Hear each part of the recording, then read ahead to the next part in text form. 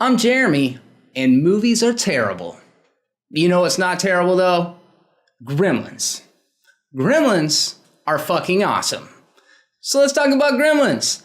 On December 23rd, they are doing a one day only, or maybe one showing only screening of Gremlins all across the country. There is a Regal Cinema, I don't know, about 30 miles, maybe 40 miles from here, that we're going to head out to check out this movie because, you know, the Christmas season is just so full of like saccharine, sugary bullshit, and all the movies are so sentimental, and Gremlins comes out of nowhere and is just one of the best Christmas movies of all time. It's this really dark comedy that's got horror elements to it, and it's a movie that I've loved since I was a very, very young kid. So the opportunity to actually see it on the big screen is exciting to me, and as if I needed another reason to celebrate, lo and behold, just a couple days ago, we get a short film, a fan film, called Gremlins Recall. It is 10 minutes of pure joy and nostalgia. I'm going to link it down in the description. You should really check it out before you watch this review because, hey, I'm going to talk about it as if you've seen it. It's available. It's 10 minutes long. Get your ass over there and then come on back and we'll talk about it. Matter of fact, I'll wait.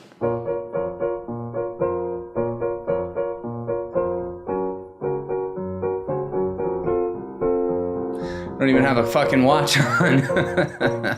Recall is written and directed by Ryan Patrick. He is coming out with a proof of concept that better land him work on a reboot or a sequel to this franchise because he nails it. And there is such a huge focus on the practical effects and the animatronics and puppetry. And I just absolutely thought this was the coolest shit ever.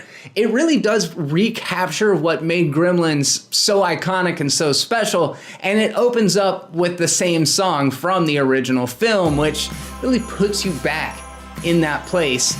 And the design of both the Mogwai and the Gremlins, they're classic. They're instantly recognizable, but they're also kind of an updated spin on the characters. And you know, the effects aren't quite as impressive as they were in the original, but this guy's working with probably, I'd imagine, a much smaller budget, being that he didn't have Steven Spielberg producing it for him.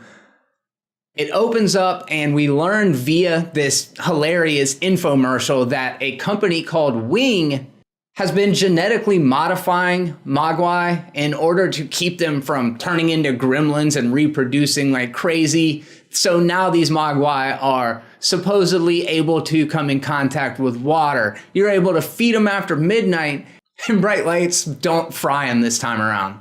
So we get our basic concept. It cuts to a small little diner, probably in a kind of bumpkin town, and there's a waitress and I think her mother closing up this diner when a truck from Wing Corporation shows up, and we learn that this man, the same guy from the commercial, is having to go and round up some of the Mogwais that have been recalled, which is awesome. He's also carrying a really cute little Mogwai with him, and so the girl gets kind of attached to it immediately. She's like, oh, look how cute it is, and it looks like it's gotten roughed up a little bit. I want to adopt this Mogwai or whatever. So she's hanging out in the parking lot with this, he's a truck driver, essentially. He's parked in the parking lot, sleeping in his cab. She's sitting on the back of his cab with the little Mogwai, and we see another Mogwai hand come out of the back, this little cage, where the doors are at, and is like, feed me. So she gives this little Mogwai the cherry from the top of her milkshake.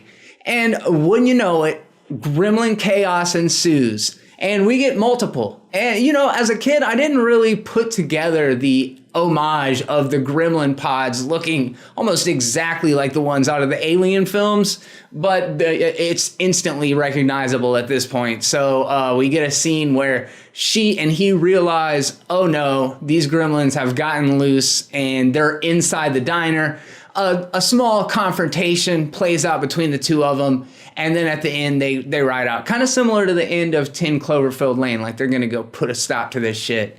And yeah, like I said a couple times, this is just so awesome. I will say, while it does recapture the magic of the first, it also does lean into that kind of feeding on nostalgia thing that we get in so many films these days. It's got a very electronic pulsing score similar to something that John Carpenter would do, but it's more out of a movie like Turbo Kid or Stranger Things than it is, you know, from the original Gremlins.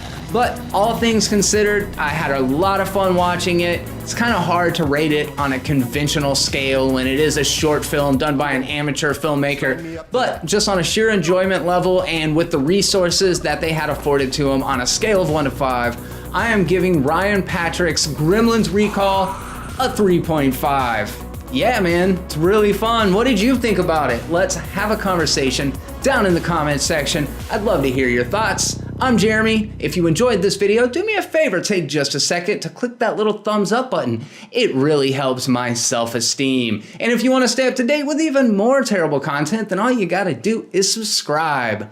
So, if you want to support the growth of this channel and the rest of the movies are terrible content, head over and check out my Patreon. I could really use your support. Until the next video, peace.